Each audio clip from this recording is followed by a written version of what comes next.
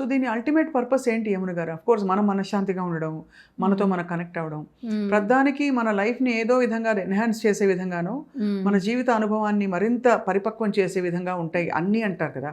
మనం మంచి డైట్ చేసినా, మంచి మెడిటేషన్ దీనికి వెళ్ళినా కూడా మీ దృష్టిలో what is the biggest benefit అంటే దీనివల్ల? బిగ్గెస్ట్ బెనిఫిట్ వచ్చి ఆర్ట్ ఆఫ్ డై.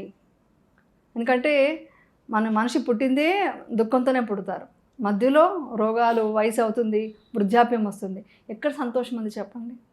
ఎక్కడ మీరు మొత్తం హ్యాపీనెస్ తప్ప ఏం లేదని చెప్పడానికి ఏమీ లేదు.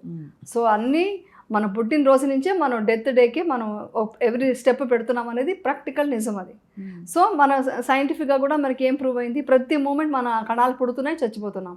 సో ఎవ్రీ మూమెంట్ మన అలా జరుగుతుంది. సో ఆర్ట్ ఆఫ్ డై తెలియాలంటే ఆర్ట్ ఆఫ్ లివింగ్ కూడా తెలుసుకోవాలి. ఇది చాలా డెప్త్ అనమాట. అందుకే నేను డై గురించి మాట్లాడుతున్నా. ఎవరు అది మాట్లాడరు.